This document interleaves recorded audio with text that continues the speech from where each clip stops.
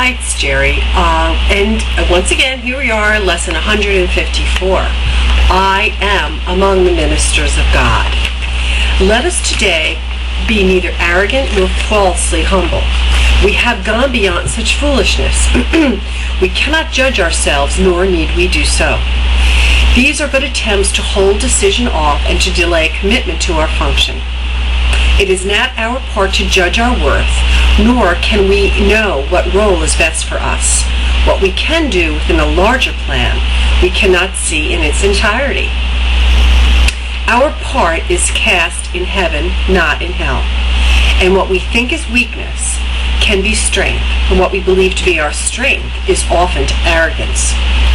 Whatever your appointed role may be, it is selected by the voice for God, whose function is to speak for you as well, seeing your strengths exactly as they are and equally aware of where they can be best applied, for what, to whom, and when.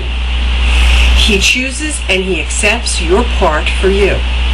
He does not work without your own consent, but he is not deceived in what you are, and listens only to his voice in you. It is through his ability to hear one voice, which is his own, that you become aware at least there is one voice in you. And that one voice appoints your function and relays it to you, giving you the strength to understand it, do what it entails, and to succeed in everything you do that is related to it. God has joined his Son, has joined his Son in this, and thus his Son becomes his messenger of unity with him. It is this joining through the voice of God, of Father and of Son, that sets apart salvation from the world. It is this voice which speaks of laws the world does not obey, which promises salvation from all sin, with guilt abolished in the mind that God created sinless. Now this mind becomes aware again of who created it, and of his lasting union with itself. So is itself the one reality in which its will and that of God are joined.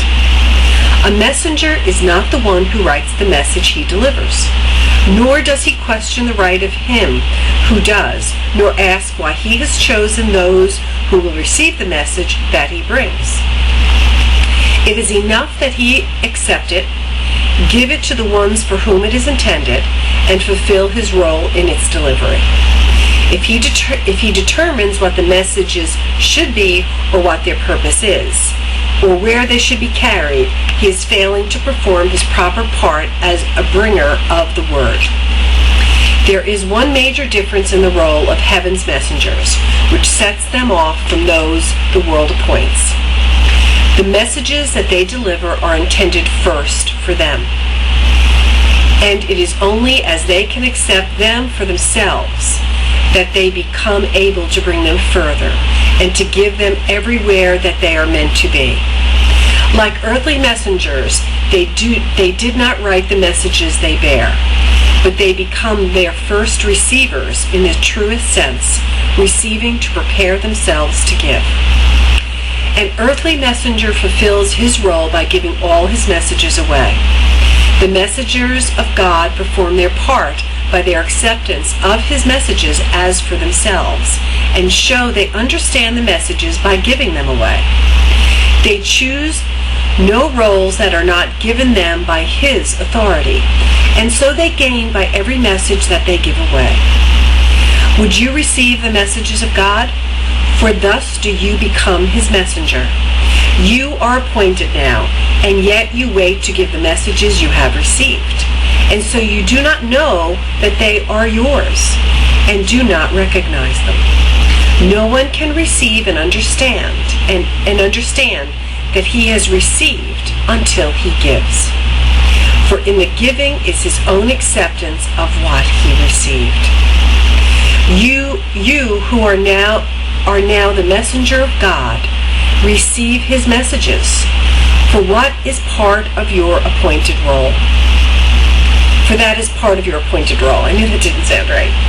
God has not failed to offer what you need, nor has it been left unaccepted.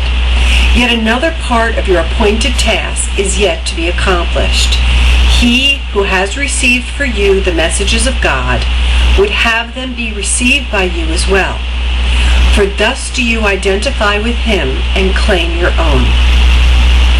It is this joining that we undertake to recognize today. We will not seek to keep our minds apart from him who speaks for us, for it is but our voice we hear as we attend him. He alone can speak to us, and for us, joining in one voice, the getting and the giving of God's word, the giving and receiving of his will. We practice giving him what he would have, that we may recognize his gifts to us. He needs our voice that he may speak through us. He needs our hands to hold his messages and carry them to those whom he appoints. He needs our feet to bring us where he wills, that those who wait in misery may be at last delivered. And he needs our will united with his own, that we may be the true receivers of the gifts he gives. Let us but learn this lesson for today. We will not recognize what we receive until we give it.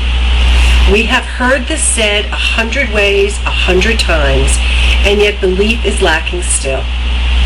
But this is sure, until belief is given it, you will receive 1,000 miracles and then receive 1,000 more, but you will not know that God himself has left no gift beyond what you already have, nor has denied the tiniest of blessings to his Son. And what can this mean to you until you identified with him and with his own? Our lesson for today is stated thus. I am among the ministers of God, and I am grateful that I have the means by which to recognize that I am free. The world recedes as we light up our minds and realize these holy words are true. They are the message sent us today from our Creator. Now we demonstrate how they have changed our minds about ourselves and what our function is. For as we prove that we accept no will we do not share. For as we prove that we accept no will we do not share, our many gifts from our Creator will spring to our sight and leap into our hands, and we will recognize what we received. I hope that last sentence made sense, so I'm just going to say it one more time.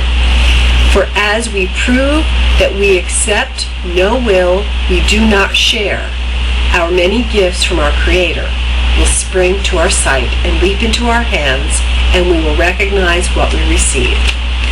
Lesson 154, I am among the ministers of God. See you tomorrow. Have a wonderful day. Be well, and take care.